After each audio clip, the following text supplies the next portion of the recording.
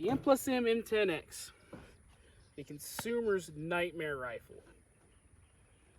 This is a rifle that comes to us out of Colorado from a company called M+M. This is a rifle that has a notorious reputation for sucking entirely.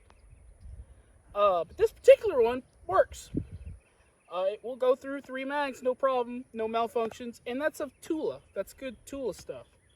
This one has the upgraded gas piston and the upgraded bolt. And it also has an ALG high energy mainspring.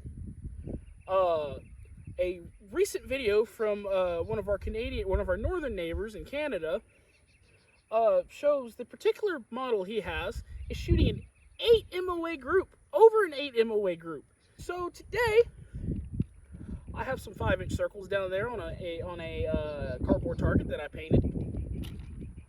And I'm going to shoot some groups today. Now, I have 5 different types of ammunition here. First up on the docket, I have 7.62 by 39 hollow point, 123 grain, lacquer coated Barnalls in the US Palm magazine. Next up on the docket, I have Red Army Standard in the RWB Fake-A-Lite magazine. Yes, that's Fake-A-Lite with an F. I have some Red Army Standard, or as I like to call it, repackaged Tula. It's 122 grain full metal jacket. Next up on, I have some BVA, Best Value Ammo, or Vimple manufactured ammo. This is Vimple manufactured 124 grain full metal jacket boat tail. I have this chambered, or I have this currently sitting in a Magpul, a PMag M2, which is the non-steel reinforced one. And I have 5 rounds. I have 5 rounds of each of these. Next up, I have some 123 grain Privy Partisan, or PPU, in the white box. This is brass cased ammo. This is supposedly good stuff. I have this currently sitting in my customized Gen 3 PMag, which is the steel reinforced ones. Last up on the docket, I have 5 rounds of some good 123 grain full metal jacket Bellum and another Magpul M3. I have a target sitting at 50 yards. I have 6 different circles with 5 different types of ammo to go off of. And I'm going to try to put some groups on target. This is my target. It is a Dirty Bird splattering target. Like I said, I have 6 circles. And I'm going to put the chevron, put the tip of the chevron in the red. Now, I am not a professional shooter by any means or any stretch of the imagination. I am a hobbyist. But I do think I have enough skill to at least debunk that mine has an 8 MOA accuracy or not. But we're going to go left to right, working down like you're reading a book. This, theoretically, by the end of this one should be open. And we're actually going to take a shot at this with my AR-18 or my BRN 180 upper and see if I can beat any of these in that group to see if it's me, the shooter, or it's the rifle for anything over 2. So, without further ado, let's begin.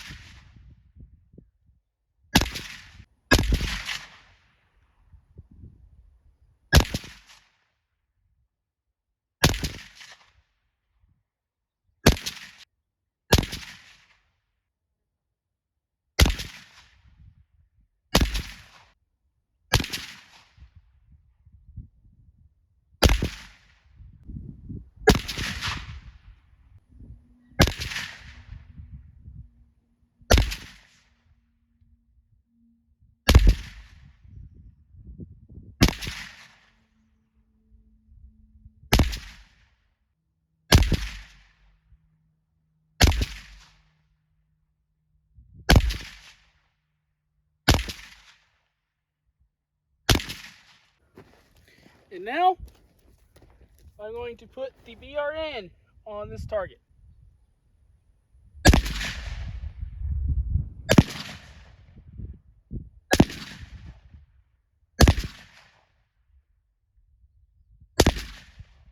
So what does this all mean?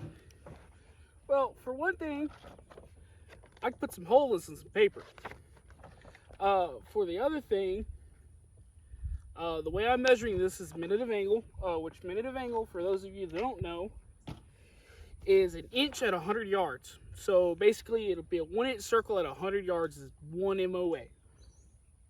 So when you hear people talk about sub MOA rifles or 1 MOA rifles, or how AKs are always 2 MOA to 3 MOA, that means at 100 yards, they're shooting sub MOA would be smaller than a 1 inch group, MOA would be a 1 inch group, 2 MOA, 2 inch group, and so on and so forth.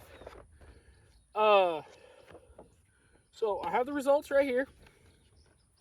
And for the ball nose, 123 grain. My farthest group, it's about 3 inches apart. So for ball and alls, 123 grain hollow point, I have a 6 MOA. For the Tula 122 grain full metal jacket, I have another 6 MOA group. Now, let me rephrase, that's me. I shot a 6 MOA group. Your mileage may vary. For the BVA 124 grain full metal jacket boat tail, this one's, I have a flyer way over here, which was probably me. But we're going to go ahead and measure it in. And that is back up to an 8 MOA group. But without the flyer, I have a 5 MOA group. For the PPU, which is much better, by the way, I happen to have stacked one. For the PPU, I have a 4 MOA group. For the 123 grain Bellum full metal jacket, I have another 6 MOA group. So I'm starting to see a pattern. And like I said, the pattern may be me. I don't do this very often. I'm not a very good shot. And my proof for that is this. My 223 PMC 55 grain. I have a 4 MOA group. For my ability and my shooting, the best I got out of this rifle was 4. So what does this all mean? Does it mean that you can't hit a steel target at 100 yards with some bog standard Tula ammunition?